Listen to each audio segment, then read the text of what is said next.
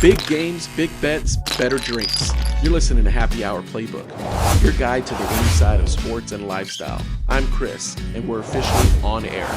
Let's see what's on the slate today. Welcome to the Happy Hour Playbook. My name's Chris. I'm Wes. Let's get this going. All right, got a lot to talk about. We're going to talk about the Women's World Series. We're going to talk about the men's college tournament that's going on right now. We're also going to talk about the NHL and NBA finals. Man, a lot to cover. Great, good games going on there. Oh, they've been good. They've been good. It's not been the outcomes that I wanted, but I am glad I cashed that bet. Oh, yeah. And our last thing, we just going to kind of go over some movies that are coming out, some kind of like we did last time, just what we're interested in and what we've seen and where we want to go from there. But we can start off with the Happy Hour pour. Yeah, what we got here? This is Courvoisier, I guess. A very special bottle. Cognac. This is from my Uncle Bob and Aunt Nana. Thank you. Love you. Appreciate you. Appreciate that. Yeah, they are she's our number one fan. I don't know if he listens. I don't know if I can get this open. There we go. It is a massive bottle. Oh my God, I know. I was like, I hope I like it. Yeah. It smells good. Yeah. Oh, yeah.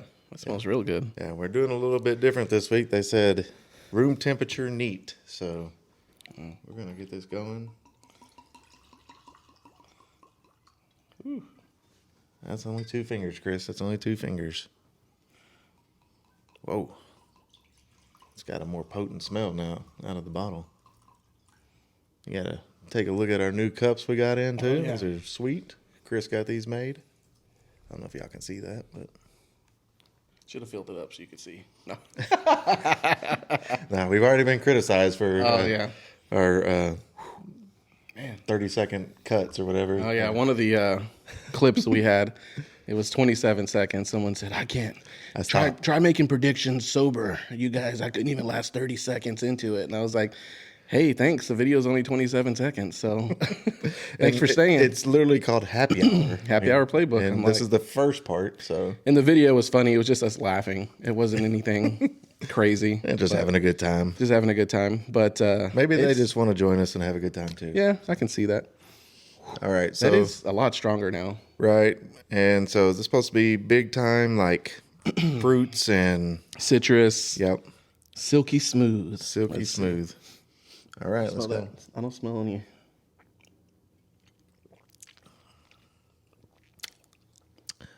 That's different. Yeah, it's got like a very fruity aftertaste. Yeah, definitely getting that oak. Yeah. I think it's the spice. It's got like a spice at the end. I'm missing my ice. I am. Room temperature is hard for me to do, but yeah, I was doing what they recommended. It's very pretty, like that amber color. It smells good. I mean, taste isn't bad. It's just got a different kind of like you said. It's like the follow through is a little bit different. It's got like a. It's kind of sticky. Like, I don't know if that's like the. It's a citrusy spice at the end. It's definitely sweet on the very first initial part. Reminds me of Thanksgiving. Yeah, it's got. What was that we were talking about a couple weeks ago? I should have chilled the bottle. Maybe, but it's not bad. Okay, so on the bottle it says apple, pear, grapefruit. That's I definitely pick up on the sweetness. Yes. For sure. Yeah, for sure. I feel like it's thicker, like almost. It's not syrup. But it's kind of got that. It's good. If it was cold, it'd probably be a little bit better, but it's good. It's got a good flavor to it. Definitely initially, you definitely get that sweetness of the fruits. I'm definitely picking that up. Yeah. I like it. I think it's different. I think this might be my second time having a cognac, and I've never had any. I think it's really good. But it's not bad. I mean, I was going to look this up. What's the difference between like a bourbon and a cognac? And obviously, it's probably how they're aged or whatever. Let's see here. All right. Both complex barrel-aged spirits. Ingredients are different. Cognac is more fruit. Yeah, fruit distill is a French fruit brandy distilled from grapes. Yeah, I can see that. Where whiskey's more grain. Grains, yeah. Okay. That's where all the sweetness is coming from. Yeah, I mean, it definitely has that sweet to it. That's what it has. It has like a white wine taste to it at the end. It's very... You are correct. That is definitely what I'm picking up. Yeah. Kind of like a... That's what it tastes like. What the hell is that? Like a Pinot Grigio or something? Yeah. The very end is very white wine-ish. It is pretty good. It's good, very though. tasty. Yeah, it's got a lot of flavor to it. Do you mix the cognac with anything? Or I don't think so. I think you always drink it straight. I think you just drink it straight. I mean, that's good. I like it. I'm glad I like it since it's such a huge bottle. Dude, thing's massive. I know. And like, I got to tell her that she could have gone with the smaller one probably, but that's a 1 liter bottle. But it's a weekend. What were you talking about? You're telling me you looked up a little bit of history about Napoleon on that? Yeah, it said something about him visiting in the 1800s sometime. The distillery that they made that at. This particular bottle brand. So I was like, man, that's pretty cool history. Napoleon, you know. Small man. Small man. How do you rate this? I'm going to go playoff worthy. My experience with cognac is obviously today. But it's very, I mean, I like the flavor. It's got a little bit of bite to it. Yeah. But it's sweet, but it's not as sweet as last week. Like last week's was too sweet. It was. This one's more of like distinct flavors and kind of, I guess, a good melting of it all. Yeah. No, this one's good. I definitely, like I said, this is only my second time. Only an 80 proof, so I mean, it's only 40% alcohol. So, yeah. I mean, it's almost like a wine. I'm definitely picking up the wine kind of feeling at the end. Yeah.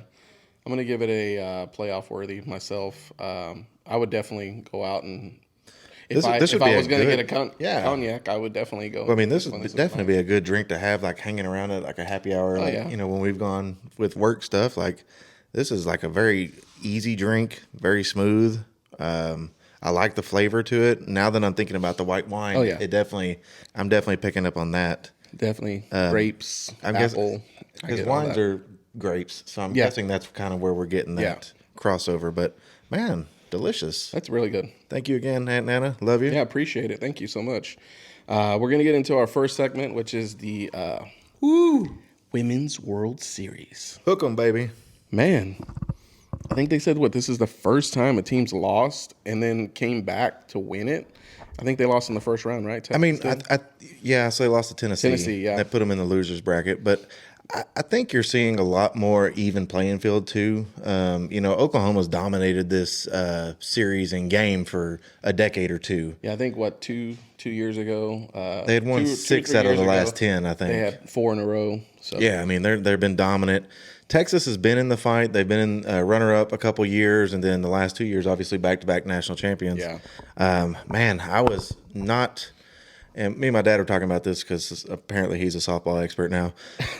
But we were talking about, you know, Tegan Cavan, the big stud pitcher for Texas, pitched the first game and absolutely dominated Texas Tech. I forget how many strikeouts she had. I mean, she gave up, I think, a leadoff home run to Mia Williams, or maybe it was a second batter. I can't remember. It was an early score in the game, but they came back, scored with their own home run and everything like that, and she just dominated on the mound, and they didn't start her for the second game. Now, which is interesting. Right, which it's not unusual for them throughout the season. They've had a couple other pitchers that have been involved and had great success and been good pitchers, and the Gutierrez girl did really well. She got, I think, in a little trouble, and they brought in the freshman, and she did okay, but she ended up loading up the bases. And then they brought back the Gutierrez girl because in softball you can actually bring them back in the game. Yeah. They can go back and forth, and they got out of that jam. It was still 1-0 at that point. We were losing, and then we got their pitcher into some trouble, kind of loaded up the bases, and then they committed a pretty big error, throwing error to third base, and we scored 2 runs off of that and never looked back basically. Yeah. But then they brought Tegan Cavan back in the sixth inning to kind of close out the game, and I think she had like 4 or 5 strikeouts out of the 6 outs that she had to get. I mean, she's a monster. She's solidifying herself in College World Series history. Pay her. I mean, she's getting paid. I'm sure it's the price is going up. I'm guessing, for sure. With the pitcher that we beat being like a $1 to $2 million player. I mean, it's expensive nowadays in college, which they probably deserve it though. They're getting a lot of exposure. They're bringing the school a lot of I'm sure like sponsors and stuff like that. I heard that there were prospects too. You think about the people, these girls that are playing softball, they're developing, a core. And if you look at a lot of the players from Texas, they're not all from Texas. Yeah, they're from all over. She's from Indiana, I believe, or Iowa, one of those northern states. Anything north of Oklahoma is the north. So, but I mean, Texas has got a good program going. The coach seems to be doing. He's got a good way with his team. He knows what he needs to do when he needs to do it, and they've had a good run. The last couple of years, I hate to see, Texas Tech. I think they're big. The Kennedy girl, she's a monster, and I think she's probably going pro after this year because I think she's a senior, so I think she won't be back. But Texas Tech has got a good program. It's nice to see two Texas teams fighting it out in the World Series. I mean, I think that's pretty cool. I heard Texas is going to be investing a lot into their softball program. They're looking at building an indoor complex. Oh, that'd be cool. With the stadium being indoors. I think that would be awesome. Of course, they have a printing press somewhere where they're printing all this money out. It's one of their alumni. Yeah, she was. I think it's Calvin Turner. He's donating something. He's trying to get in there. He's donating, but he's also won something in return too. Yeah. So did you watch much of the game? No, I just caught the highlights of it, and I thought it was pretty. It was good. It was a very good game. The atmosphere was good. Anytime you go to these College World Series, whether it's Rosenblatt, which doesn't exist anymore, or now in OKC for the women's, there's a lot of fans there. They're having a good time. Oh yeah. They're it looks like a lot of fun. I mean, I would be happy to go there, probably spend some time there. And the Gavon girl was first time ever. 2-time Women's World Series most outstanding player. She got that, which is nice. Well, she has a chance for 3 next year because she's just a junior. So typically these girls will play all 4 of their years because there hasn't really been a pro circuit for them up until recently. Yeah, there is one now, and good for them. Good for them. I saw who did I see? It was a big NFL player or a big NBA player that's investing in a team coming up. That's what they need. They need interest in people investing from backers. Other sports because that brings more. Like if you have a big top name come in, let's just say like Kansas City. Patrick Mahomes and his wife? He was at the game too. Yeah, they invest money into other sports, and she owns part of the soccer team.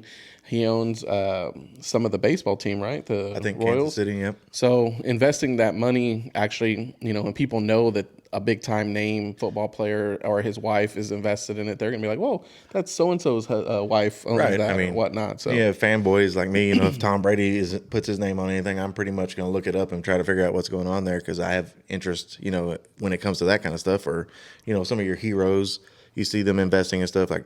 If Troy Aikman was going to go be the GM of another, he's always wanted to be the GM of the Cowboys. Yeah. But, if he gets involved in another team, I'm probably going to follow that team a little bit just because, it's just part of our history of this area. Sure. And I think, as softball gets bigger, volleyball's getting like a pro circuit. I like it. I think they should. I think girls definitely need something to kind of look forward to. They're not any less valuable than we are. Yeah. It's just, I think with them, it's just an interest level.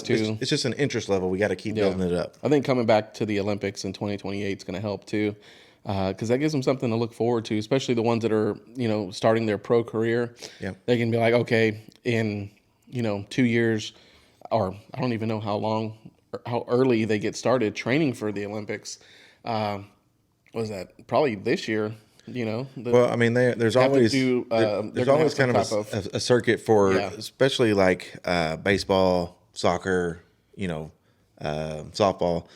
They start at the teenage levels basically because you'll see like USA Team 14U or USA 18U for all these kind of things, specifically like soccer and baseball for sure.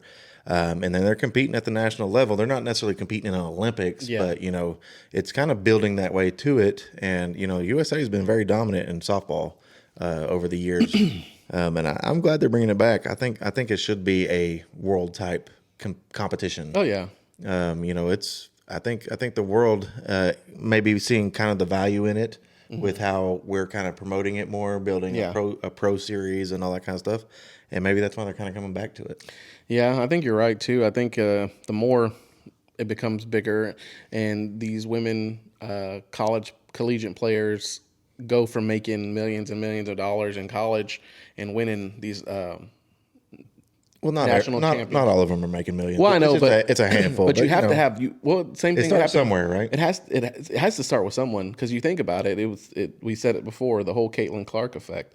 When she was in college, like, people were watching the women's basketball. Yes, they had big names, but she just kind of highlighted that area. And if we get someone like that in softball, if you get something like that in softball, and then it transition into a pro, like the softball pro teams, you get that. Like, it took two seasons, but with the WNBA, they got a bump. They got a TV deal.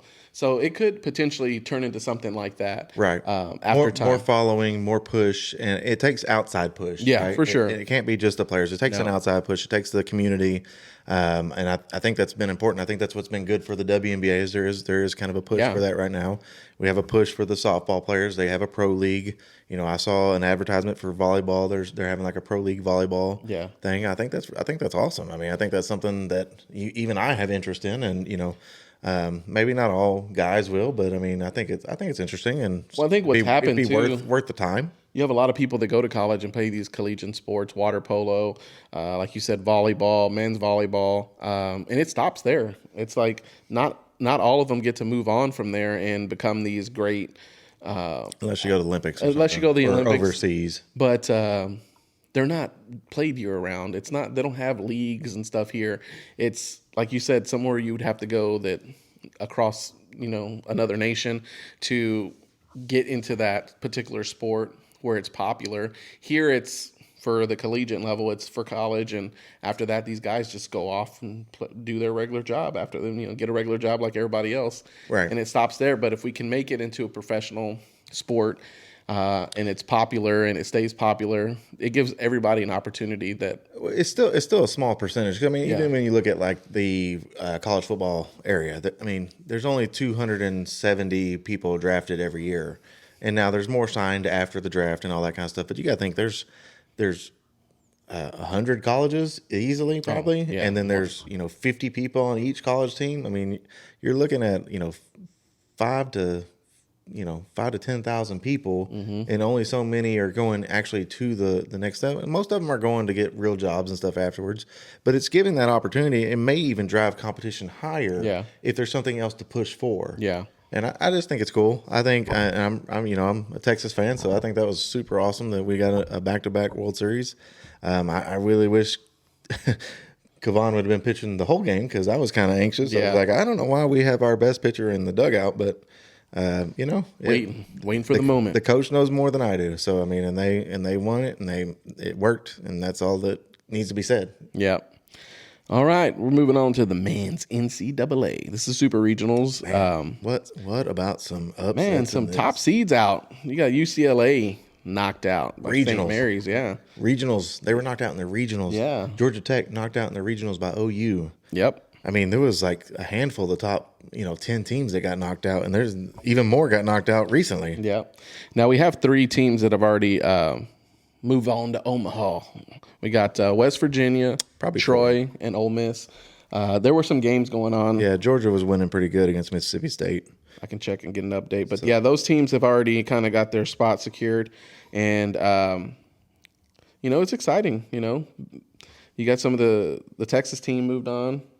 Not yet. They play tonight. Let's see. They play Oregon tonight. It's game 2, so they won game 1 pretty good. They should win tonight, but, it's baseball, so you guys still show up and play the game. Oh, here we go. Yeah. Obviously, North Carolina should be playing right now. They're number 5 in the nation, but they're down. They're tied 1-1 with USC, so it's win or go home right now. North Carolina won. They beat USC 4-3. Okay, so they're on. So we got Georgia won too, right? Georgia 11-9. Yep. Yeah, they were winning pretty good when I stopped watching. Alabama, St. John's is going on bottom of the 6th. Alabama's got 3 St. John's 2. So they win, they go on. Yeah. Kansas, Oklahoma is kind of an interesting series. That'll be at 5. Yeah, they Oklahoma's leading 1-0. So not only did they upset number 2 Georgia Tech, they're going after number 15 Kansas. Which ultimately, I don't think Kansas is a huge baseball school, but obviously they're pretty good to get that kind of a ranking. And then we got the night game, which is going to be the Texas-Oregon. What do you think about that? Man, honestly, Texas got a good team. They've been very competitive. There's been several times where they were ranked above 6 this year, but I think the playing field is pretty even. So it's just a matter of dominating from your starting pitcher and then getting some offense.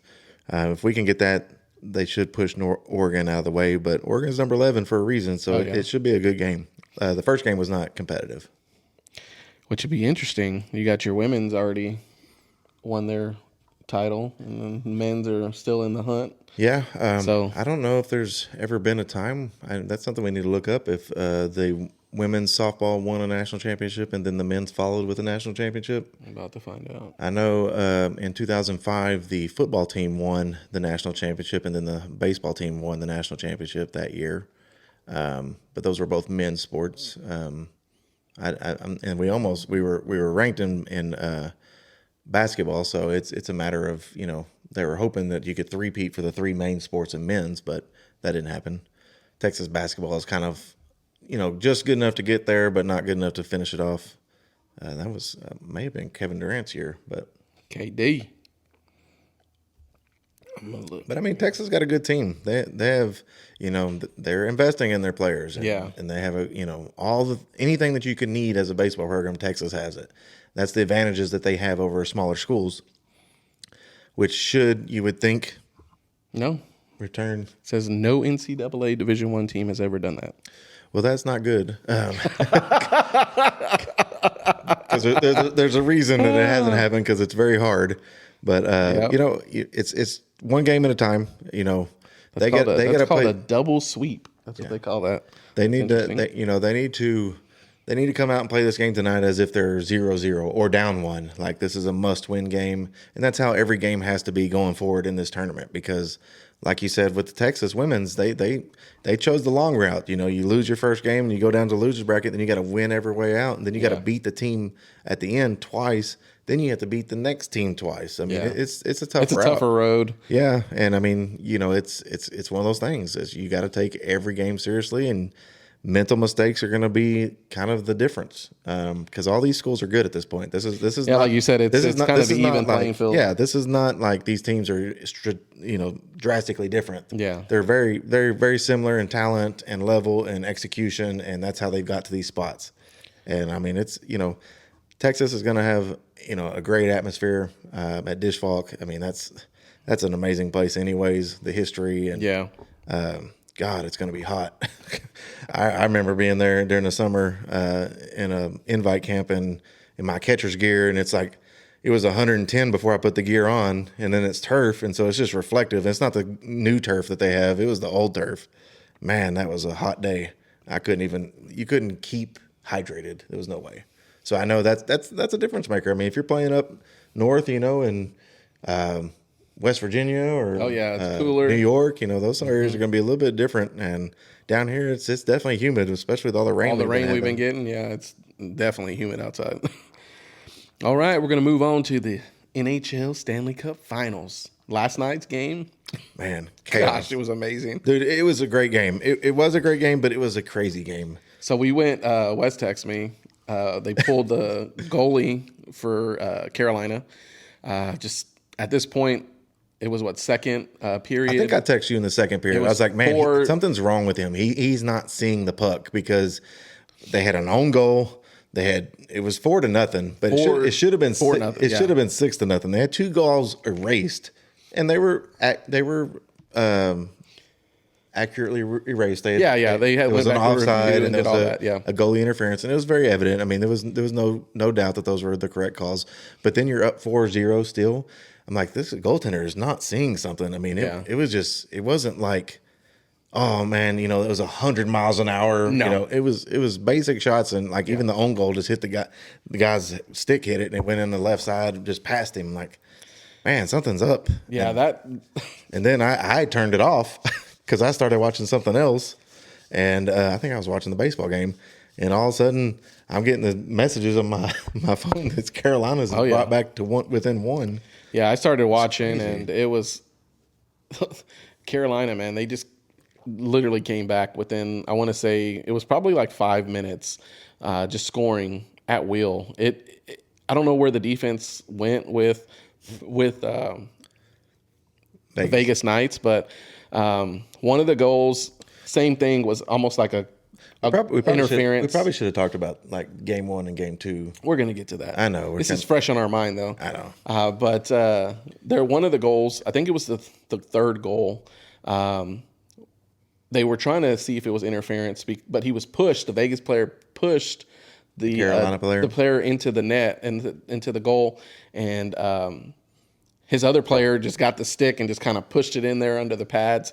And I didn't know, like, they were talking about rules, like I guess you can't touch their pads and do all that. Like, you're not supposed to touch the goalie. Yeah, so they said it would have been different if he didn't get pushed into the goal by the Vegas defender, but that made it 3-4, and then it went 4-4, and then they went overtime. That first overtime was super stressful the entire time. Yeah. Like, it was just tense. Like, they were both bad. And I that's what I got to say. So, like, I didn't watch game 1. I missed game 1. But game 2 and game 3, man, Carolina has had the pressure on Vegas the entire time. Yep. Like, Vegas, you can tell they're definitely bigger size-wise, it seems like. Yeah. And you can see that on the defensive side because Carolina is super aggressive and fast, and like their passing has been on point, but they've struggled to get the puck in to the goal when I've been watching. Yeah. Even though they're so aggressive, and like game 2, Vegas got 2 breakaway goals. Oh yeah. Off of that pressure, they just flipped the puck up and happened to get somebody behind the defense, and then 1-on-1 with the goalie is just, it's not good. I mean, they better not hope this ever goes to penalty kills because I don't think their goalie can take it. Well, we were talking about Mitch Marner, 3 goals in 6 minutes and 10 seconds. That is crazy. I mean, talk about the guy, the number 21, who scored the 2 goals in Game 2. Mm-hmm. He'd only scored 11 goals all year. Yeah, all year. He has 12 goals in the postseason. I mean, it's crazy how this kind of formulates itself. Mm-hmm. And then, I don't know. It's just some people just have that knack, I guess, to like take over in the playoffs. I mean, we see it in basketball. Yeah. You see it sometimes in football. You just have a team that just, like the Giants from 2007, they were a wild card team. Yep, came in. Barely make it in. Come in and beat the brakes off of everybody, and then beat the undefeated Patriots. I mean, it's crazy how momentum can be like that for a player or a team. But I mean, this series is turning out to what we expected. It's and we talked about it's a nail biter today every game about hoping the Carolina gets a win. Yeah, so that we can tie it up. I wanted to go to 4. I wanted to go to 7. It's been, oh my God, it's just crazy, man. It was a great game to watch. It was 3 overtimes. It was late. I didn't stay up.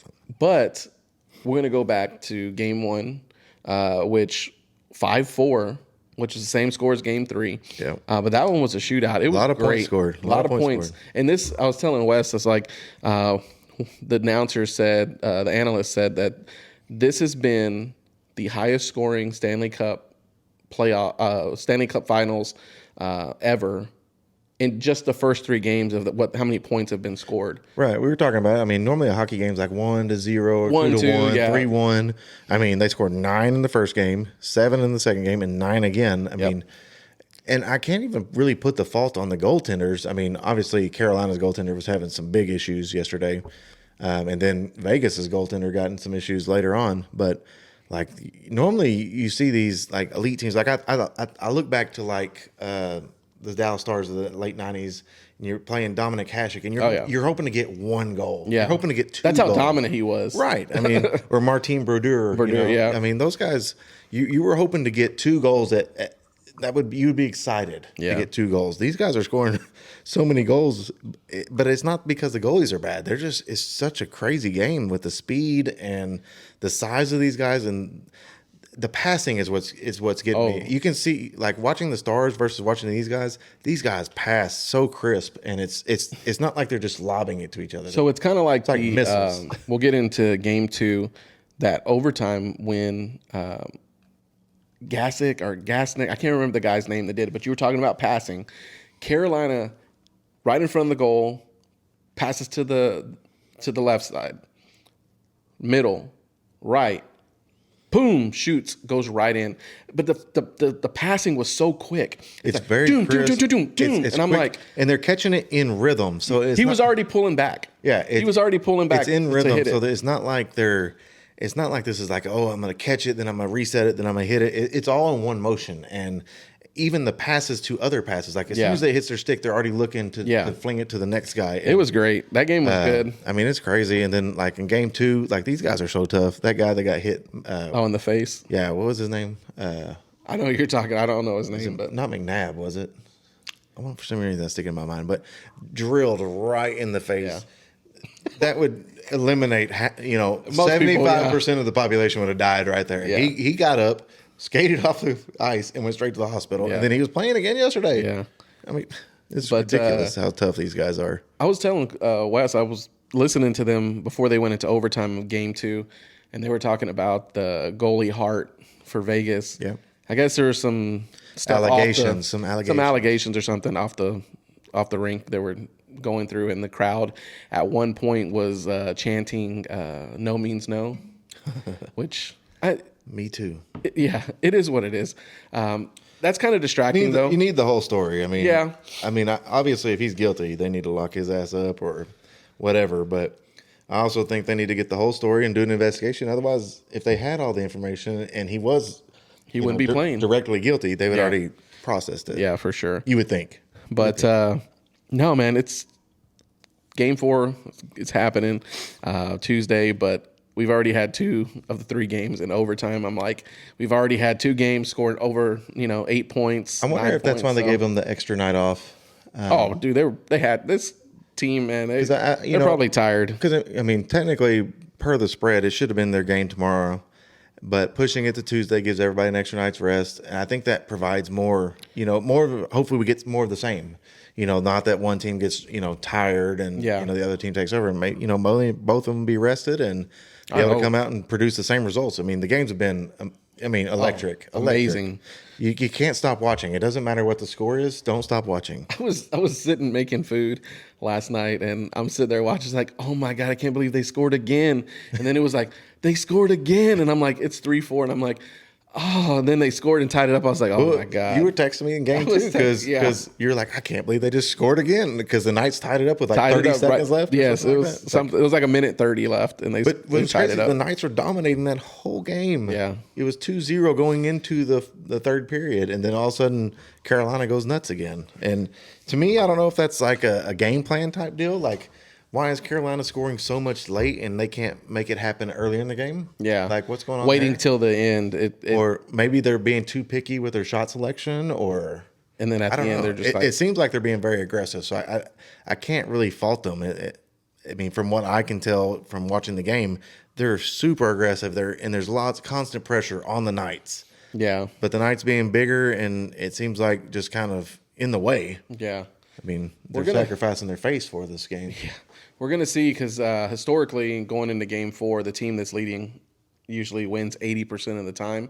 Yeah, it was 77% for those who win game 3 win the Stanley Cup. So we'll see. It's been exciting. This has definitely been a lot of fun. It was a good matchup. This is definitely what we've been talking about having a good series, a competitive series, having the team not like a blowout. It's back and forth. Yeah. It keeps you like locked into the game, and it gets exciting. And like he said, it's fast. It's just like crazy. I know you can't go to the bathroom or anything like that. You have to sit there and watch everything. Yeah, you're holding it. You're like, oh, gotta go. Well, and it was much harder when there was multiple games going on, and because I have a game on my phone, I have a game on my phone, I have a game on the TV, and I'm trying to watch, keep up, and all of a sudden I look up and they're like celebrating, I'm like, what did I miss? And because it's almost, you almost feel bad because you have to pick what you want to watch, like which game is more important to me, and they all are, because you want to see, especially if you have a team, that's playing, you want to watch that one and watch the potential team that they're going to play if they go past that. Well, and it's there's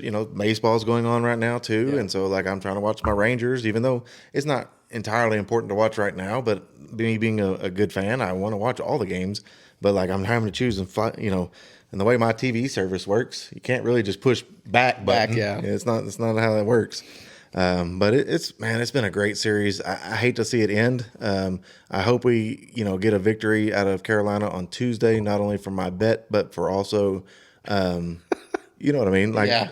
I want this to continue. I want it to go 7 because if it goes 7, imagine it's gonna be good. Imagine the amplified stress in Game 7 in this series where it's already been stressed. If it goes to Game 7, every possession counts. Every little thing you do wrong, it gets amplified. Yeah, it puts a lot of pressure because there's no other game. It's been worth the money. Yeah, because there's no other game after that. It's going home, and so you those possessions. I know no one wants to go to Game 7 for second place. No, there's not a automatic. You come back next year either. You got to claw your way back, and the way the season is for both NHL and NBA, it's a long season. And people get tired, and it's just a lot of games to play. And then once you get deep into the playoffs, that's a lot of other games you're playing. So, and playoff hockey is definitely different than regular season hockey. I mean, you can definitely tell there's a difference in the for sure urgency, the physicality, and that's why it's so fun to watch. Yeah, I mean, I can verify that I don't watch very many regular season games. I watch almost as many of the postseason games as I can because it's so entertaining and so fun. It's been a good series, but let's go to a not as good series. Not as good. We're going to move on to our NBA Finals update. So I just want to get off. Did we have a bet on this, or we just bet on hockey and we did hockey and then football? Oh, that's right. Because I think we both went for Spurs, but so just analyzing the first 2 games, I think it's been close. It hasn't been a blowout, but I think the momentum for the first 3 quarters has always been for these first 2 games, San Antonio. Yep. And fourth quarter comes, and Brunson shows up, and it just seems like the Spurs just kind of fade away. They can't make shots. They're forcing shots. Yeah, let's go to game 1. So the ending was 105-95. Yep. Obviously, it was much closer than that. There was some fouls and stuff at the end of the game. But make 1 minute seem like 15. And I felt very good about my predictions going through about halfway through the third quarter because, and it didn't help that San Antonio was having a troubleshooting. Wemby has not had a great series so far, and he was having trouble getting his shots in, and there's been a difference maker, and I'm going to talk about it in a minute. I know you got it outlined here in a second, but Brunson looked just like I predicted he would. He was like 5 for 21 shooting. It was very poor shooting. He was not doing well scoring the bucket. Free throws, though. Until the third quarter. And then he came alive, and he ended up with a game high, I think, of 30 points. And at the end of the game, and he was a huge difference. What did he have? But he had a bunch of free throws, too, I want to say. I don't want to say in the first game he did. I know the second game. I know he was like 9 for 25 or something at the end by the time the end of the game was. But he was a difference maker. And he's making these huge floating shots over, Wemby and whoever. And it's going straight up and it's hitting nothing but net. And I think Wemby jumped. It's so pretty. Teardropped over. And that was a dagger in game 1. Yeah. And it's so pretty. I mean, he's got a great game, and it's been physical. It's been a physical game. So game 1, he had 30 points. Yep. He was 12 for 31, 3 rebounds, 2 assists. That's still not a very good shooting night. 13 of his points came in the fourth quarter to secure the win. Game 2, he was 20 points, 7 for 25, 5 rebounds, 6 assists. So he only had 17 points going into the fourth quarter. So I mean, for him, that's probably not far off because he's an average about 27. But he needed that 30 to win that game. Yeah. If he doesn't score 30 points, they don't win that game. Yeah. And that's kind of with my predictions before. Knicks are going to go. The games are going to go through him. Yes, if he has, if he takes over a game, he's going to win the game. Yeah. And I mean, he's got, he don't have any skins on his back versus anybody else, but he's definitely the veteran presence. Oh, yeah. And, I mean, he's tough. I mean, he's a tough kid. I hated to see him go from Dallas, but it wasn't really our need at the time. And, obviously we should have traded him because New York got a steal. But, I mean, it's interesting to see how this is going. San Antonio looks tired. Yeah. Wemby looks tired. You know who's playing a great series is Karl Anthony Towns. I saw threes, man. That dude's. It's not even the threes. It's the defense. Yep. It's the defense. It's rebounding. The passing. It's the rebounds. But his defense and his effectiveness as a 3-point shooter is taking Wemby out of the paint, and I think that's been a big product. Of he did better in game 2 than he did on the first game. I think the first game Well, statistically, I don't think he was relevant statistically in game 1, but his presence and his defense was statistically evident because Wemby did not have an easy night, and he didn't have a great defensive night because Cat was bringing him out to the 3-point line because you can't give him a wide open shot. I saw something that was funny earlier. It's like, I've never seen Karl Anthony Towns Jokic play in one game because that's how he's playing. He's playing so good with his passing and defense, and I mean it's rebounding. He's playing outside of his mind. This is the best he's ever played. So game 2, he was 21 points, 13 rebounds. That's a lot. That's a big. I mean, honestly, he's not playing scared. He's not scared of Wemby. No, he's not. He's not scared of Wemby. I think Chet played scared of Wemby, and that's what allowed Wemby to be more in the paint and affect the other players. Karl Anthony Towns is not playing scared, and he's having a great series. Yeah. If Brunson wasn't scoring the way he was, I mean, he's your MVP. Yeah, I don't know what's up with Wemby, but you hit the nail on the head when you said it. It looks tired. When he gets to the fourth quarter, that energy level isn't there with him. He's playing a lot. I mean, he's playing a lot of minutes, and there's a lot depending on him. I mean, that team goes as he goes, and it's been a role player situation too. In game 1, they had a huge game from Champagne or whatever his name is. He was just destroying the 3-point line. And they in both games they built leads, 10+ point leads, and they've coughed it up. Yeah, Fox did good too in the second game. He had 20 points. So I mean, it's still been a great series. I wish San Antonio would have pulled off a win somewhere in there so that it's not such a lopsided win-loss total, because that affects how the length of this series is going to be. But it's going to be hard to go into New York and pull off some wins. Yeah, and you need one at minimum. I mean, you don't want to get swept in the finals. No, and that's the thing. You're already down too, and it's like you could have at least got one being at home, but you're going to New York. You know how that's going to be. I mean, New York has traveled well. Yeah. There's been a lot of New York fans in these stands in San Antonio, and we talked about it. The players know. Hey, I can't fault these fans for selling their tickets if they're going to make astronomical profits from them. So I mean, you can't hate on them for that. But there's been a lot of New York Knicks fans in the stands, and it's been rowdy. There's been a lot of noise. It's going to be fun. We'll see. That game's tomorrow? Mm-hmm. Yep. I wish they were playing tonight.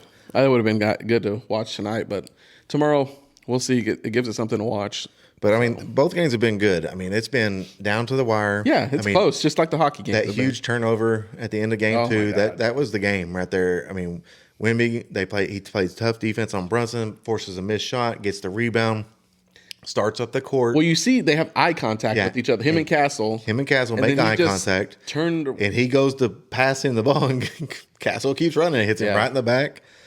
Brunson gets the ball. They foul him. He shoots. He makes 1 of 2 free throws. They win the game by 1. Yeah. I mean, they had the advantage up until that point, and that's a youth thing. I mean, that's not something a veteran would do. I mean, you would like to see Wemby hold on to that ball and just go push it himself, because him pushing it's going to be opening up doors for everybody else. Yeah. I think he wanted to pass it off so that he can get in position, but I'd like to see him hang on to the ball, because he does. Yeah. It's not like he doesn't bring the ball down anyways. I'm a little tired of the win streak. I'm tired of hearing about that. They have a big one. It's like 11. Oh, there's 12, and this is 13. I'm like, I understand, but the win streak doesn't mean anything unless you win. If they end up losing the next game, you won't ever hear about it. No one's ever going to bring it up again. Knicks, remember whenever they were in the finals and they had a 13 game? No, they're not. They won't. Like I said, if the Spurs come back, you'll never hear of it again. Yeah. If they win, it's going to be a big part of how they won. Yeah. But I mean, if the Spurs can make this a series, that's all I'm asking for. Yeah, and I'm very thankful I cashed that bet. Yeah, just to make it somewhat competitive. You're competitive up until the fourth quarter. We need some sit him. If he's got I think he's averaging 30, 40 minutes a game. I mean, 40 would be. he's playing a lot. Like sit him out. When have some of your young guys. I mean, honestly, they can't. They can't because of the defensive presence. I mean, Cornette does what he can. Yeah, but when he doesn't have the athletic ability. No, and Wemby, New York is getting what they want when Cornette's in the game. Yeah, and it's hard. I mean, New York's not a bad team. I've hated on them a lot, but I'm giving them a lot of credit right now. They're playing very good, and they're taking Wemby out of the game, which is cashing in. They're 2-0. Yeah, there's been very few teams to ever come back and win from 2-0. It's gonna be tough. That's a tough road. I think you had it down here. Where is that?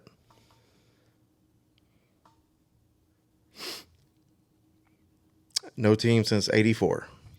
Yep.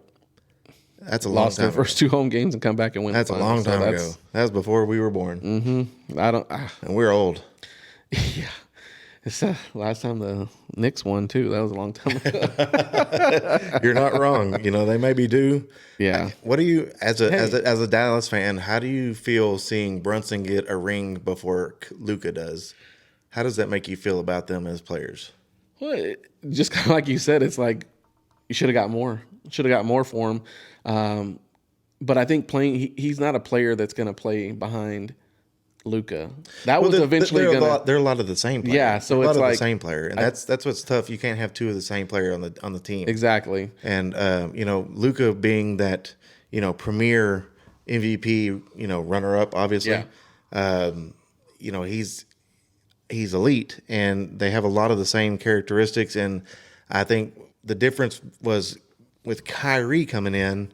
Kyrie's more of a speed and finesse guy, whereas Luka and Brunson are both kind of, they're going to bang on you and get what they want. Get to the paint. You see that with Brunson. Like, if you've watched these games, he goes right into the paint and just like at free will. And he, like you said, he throws up these shots. That's just prayers, and they go in every time. I'm like, how is that? The teardrop is working for him. Yeah, I mean one he did over Wemby was. It looked like a prayer. I was like, oh, that's over the goal, and then it went in. I was straight in. I'm like, oh my gosh. I mean, he's definitely worth it. I mentioned on the last podcast last week that I wanted to talk about his cards. Well, his rookie Prism 1-of-1 Nebula was pulled, and I guess found in like 2018, 2019, which was his rookie years. And it originally sold for $350. Okay. It went for like $96,000 last month. They're like, I'm going to get this. Oh my god! Well, if he wins, it's he's establishing himself as a his cards NBA champion. His cards have a lot of value right now, especially with the Topps Chrome stuff coming out. I mean, and he's playing, and he's playing in MVP form. I mean, he looks more like the MVP than Wemby does. Yeah. Although I still think Wemby has the better season and is probably the better overall player, but Brunson is taking no prisoners right now. No, he looks good. He's been playing good. I won't be upset if he wins one. No, I just hope I want it to turn into a series. I want it to be. I don't want it to be a sweep. I don't want it to be 4-1. I want it to go 6 at least. Yeah, that makes it interesting. That's more. More for our. Let's just tie bang it up for a buck. 2-2. Get it to 2-2. That's going to be tough in New York, man. That's going to be tough. All right. We're going to move on to our next segment. We're going to talk about some upcoming movies and movies that we've seen. But we talked about Masters of the Universe coming out. I went to watch it yesterday with my son. I want to give it a rating. If we're doing 1 through 10, I'm going to say it was an 8 for me. It reminded me of, gave me Guardians of the Galaxy vibes. A lot of jokes, a lot of humor from the characters. Like Skeletor is like one of the main villain. Like just Jared Leto played him really good, and they had a lot of spots they put him in to have like little short one-liners. It was pretty funny. The movie was good. The story was good. I like the way they put it together.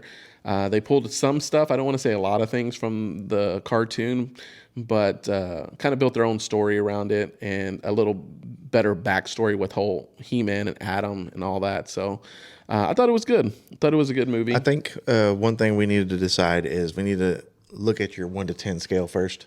What is your feeling of a 10 on the movie scale? Endgame. Okay. I can agree with that. Endgame is probably it's a long movie, but it was put together very well. Oh yeah. Well, there's so much emotion in that movie. So, okay, I can see that. I want to go see it as well. I haven't made it there yet. Obviously, we talked about the Mandalorian and stuff last week. I thought that was great.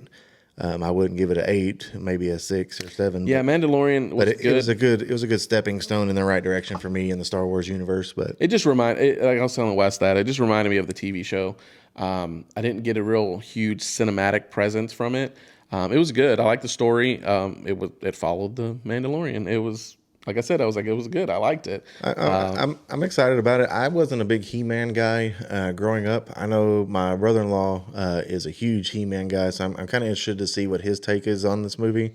I'm not sure if they go to see movies and Prosper, but that, they probably They probably have it at their house. Yeah, they got a movie theater and they got popcorn machine and stuff. Jared Leto brings it to them at the house. Yeah, Skeletor costume. He just comes up with it. Dude, that would be sick. Yeah. But, no, I mean, he's a huge fan of the TV show growing up. He's told me more about it than I ever knew. Yeah. So I'm interested to see what it looks like. The fact that you liked it, I'm probably going to like it as well. Yeah. I'm interested to see, the movie I'm looking forward to is, what's that alien movie coming out?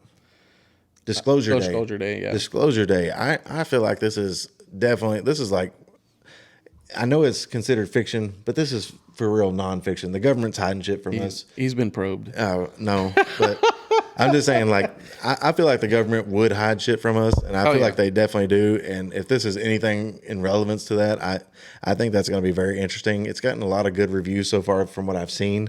It comes out this week, I think on Thursday, but I'm interested to see where it goes. I know you have the Odyssey. That looks incredible. Oh my God. It's probably going to be 4 hours long, but I know, but it looks awesome. I think the cast, the big names, the cast. Matt Damon, you got Tom Holland. You've got who's the guy from Twilight? I can't remember his name. Hell, Edward. Oh, that's his fucking Twilight That's name. His character. God damn, I can't remember. He played Batman. I knew you watched it. He played Batman. What the fuck was his name? Him. He's kind of the villain in the movie, which was pretty cool to see. And then you have Anne. Was it? It's Anne Hathaway. Anne Hathaway's the mom, which is Matt Damon's wife. Elliot Page, which is interesting. She plays Achilles, right? Or who is she playing? I hope not. Well, it's a he now. Yeah, it is a guy now. But Matt Damon, Tom Juno, Holland. shout out to Juno. That was a good movie. You got Zendaya, Robert Pattinson, Anne Hathaway, Travis Scott, Charlize Theron, John Bernthal, Mia Goth. She plays all those kind of crazy movies. If you've ever read the book, it's great. I mean, it looks amazing. The effects and stuff that I've seen from the commercials, it looks awesome. I love those type of movies. Like those are big, ancient time fights, and it kind of reminds you of Gladiator. When you first saw Gladiator. Yeah, that was or like Troy was really good. Troy was good. You mentioned Brad Pitt as Achilles. That was a great movie. I mean, I love that kind of era. That comes out this month. Comes out in July. This month. On the 16th, I believe, is Supergirl, which is continuation of Superman. James Gunn, right? James Gunn. And from what I've been seeing in the trailers, it's different. So I did see a little one where I guess she lands on Earth in the Kryptonian little spaceship, and he opens it, Superman, and she's talking in her Kryptonian language, and he's like, I don't speak Kryptonian, blah, blah, blah. But that's their first meeting, and he's like, "Oh, this is my." Well, cousin. I mean, she left the dog with him. That was for his movie or whatever. The dog was with him on his movie, but that's her dog. Yeah. So this is kind of like a backstory kind of thing. I'm interested in it. I like the actress that plays for her. Yeah. She plays in the Witcher. I think she's a very good actress. It looks interesting. Jason Momoa's got to have some good humor in it. I know he always cutting up jokes and stuff. He's got to be a good character. I mean, we'll see. I'm not going to be there on opening night for that one. Spider-Man, I'll be there. Oh my gosh, I'll be there opening night on Spider-Man. I'm glad that they haven't given any kind incredible. Of they haven't given anything. They haven't given anything away. No. And all it shows you is you see Scorpion, you see the hand, you see a Punisher. Who else is he fighting? There's another. I thought there was Sandman in there. Is it Sandman? I think it's Sandman. But they haven't. I mean, the fact that they have the hand involved, that brings in the entire Daredevil universe. Oh yeah, and I think that's what's so cool. I mean, we saw him come in the last Spider-Man movie, he was his lawyer. Yeah, when the Aunt May and all them were at the table, he was there. Right. So I mean, it's I think it's going to be good. I mean, Tom Holland, give the kid some credit. He's been a phenomenal actor. Oh yeah. Although they can't let him share secrets because he'll tell everybody apparently. But I think he's been a phenomenal Spider-Man. I think it's going to be a great movie. They've taken their time to put this one out. Oh yeah. And I'm interested to see where it goes, what it leads to, because obviously we're all headed towards Doom. And his character and Robert Downey Jr. is going to have a confrontation of sorts at some point. And they haven't given away, and that's crazy. This film is going to be out here pretty soon. The trailers haven't given you anything. It's kind of stuff we've already seen. There's been leaks of the set when they were doing the whole Punisher scene. So it's nothing different. I've seen some talk about it. You know, when they released the last Spider-Man, when it showed the 3 Spider-Man or whatever swinging, and they had edited out the characters, the surprise characters. Mm-hmm. I've seen something where it's shown that in one of the stills. Kind of like a continuation of it. Right. Well, they're just kind of hiding some of the secrets of what's going to come, which is good. I appreciate that. I don't want all the secrets out. Like, that was my kind of complaint for He-Man. It's like I felt like they told the whole story and all the previews coming up to it, but I also don't know enough about it to care that much. But I do think Spider-Man's going to be great. I mean, the Odyssey, I'm going to have a catheter to see that movie. Oh my gosh. It's 5 hours long. Yeah, it's going to be a long Disclosure movie. Day, I'm really excited for. Scary Movie 6. I mean, that's our childhood coming out. So that one came out Friday. We haven't watched that yet, me and my family. But I got to go back and watch the other ones. I don't even remember the last one. I don't remember. I think I watched through number 3. I don't think I even saw the other one. So I want to, I've seen a lot of ads for it. They've had even in the movie theater, the poster boards, they still have those up. So I like anything the Wayans brothers put together. Oh, yeah. It's pretty funny. So very good stuff. I'm excited about seeing that. That's kind of a big one. And then I saw a bunch of trailers. I didn't see anything else that I was just like, oh, that's going to be, We got the new Toy Story coming out. Toy Story, yeah. That's kind of our childhood. They're already doing pre-sales on the ticket, so that means it's coming out here within a week or two. I think it's next month. So or end of this month. It should be good. Toy Story, all of them have been good. The Revenge, I guess, is the iPad or lap pad. Well, it's basically technology. It's technology and kind of how it's taken over our kids' lives, and unfortunately, we've let it happen a little bit. Let's see what else is coming out. We got a minute or two. Disclosure Day, I can't wait for that. What is the one? The dinosaur, the street one. Oh yeah, that's good. That's coming out good pretty soon too. It's the end of something street, Oak Street. Oak Street, yes. If you haven't seen the trailer for that, I guess it's the guy that did Cloverfield. That was a good movie. Those movies. So I hope it's not like a cliffhanger, just leaves you hanging and nothing ever happens. But it's supposed to be part of that universe. Ewan McGregor, I think that's the guy. Obi-Wan. Anne Hathaway again. You can call him Obi-Wan. Obi-Wan. Then you got Anne Hathaway's in there. She's the mom. And they're like sitting from the preview. They're sitting in their house playing like Uno or something. And they hear this stomping coming. And it's just dinosaur that's like running down their street. Yeah. And they get in the car and they take off down the street. And they get to the end of the street. And you can see like it's like a perfect break in the street. There's like the water lines are just leaking out. And I guess their house moved, their neighborhood was like transported somewhere else. So it looked really, really good. Yeah, it looks like Toy Story is June 19th. This one I haven't seen a lot on, but I'm kind of interested just based on who's in it. Hugh Jackman is playing Robin Hood. Oh, Revenge of Robin Hood. Well, it's the death of Robin Hood. That's what it is. That looked really good. The trailer. He was no hero, so that looks interesting. The story they didn't tell. That's what it's like. It's like the story they didn't tell you. I mean, Super Troopers 3 coming out in August. I mean, I'll definitely be there for that one. Evil Dead Burn. I mean, if you like any of the Evil Dead movies, Evil Dead was good. They're kind of crazy. But Ice Cream Man, I showed you that. Oh, the trailer for that one. That was really scary. Good. Turning kids into like weapons and shit, kind of like the Weapons movie. Weapons, it's really weird, but I don't know. There's some good stuff coming out. Hopefully. Jackass. Me and Brian Fraser were talking about that. These guys are old. You can't do. You can only do so much being stupid. We do enough of that on here every week. Yeah. I said, man, I can't believe they got them to sign up to do that again. Oh yeah, July 1st, the Minions movie's coming out. That one looks pretty. My kids like the Minions. So. Yeah, I'd say my girls like the Minions. I'll probably take them to that. I mean, you can only beat a horse so much, but Moana live action. They'll want to watch that too. So. I want to watch that. I want to kind of see what the Rock does. You know, his character was great in the cartoon. Oh yeah, to come back and revise his role as a live action. I kind of just want to see him sing. What's his name? Maui. Demigod. The demigod. Land and sea. Hero of men. This is all leading up to the end of the year. The real movie that we're ready to watch, Doomsday. So, which is going to lead us into the whole Secret Wars. So that's kind of what I've been waiting for. Still planning. We've talked about that comic for years. Yeah. I mean, just how so I have the extravagant. I have the God Doom. I had the little God Doom action figure that my son always used to mess with. So, yeah, but awesome. We're gonna go ahead and cut the episode out. This is episode 17. I'm Chris. I'll let you, boy. I'm Wes.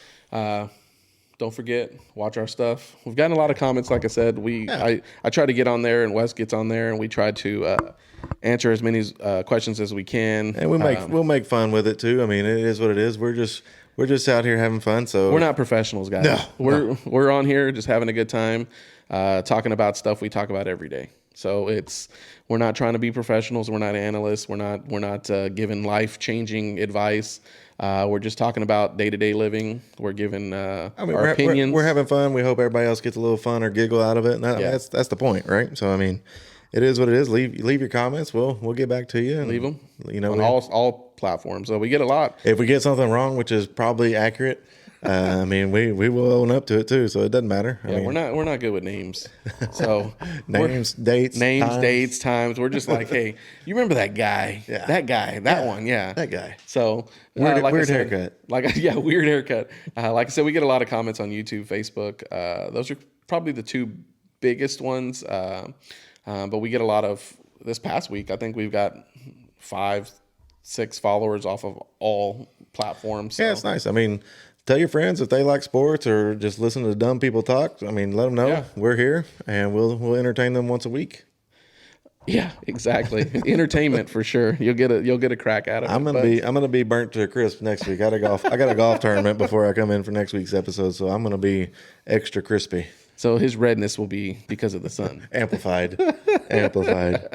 All right, we'll talk to you guys next week. See you later. Thanks for tuning in.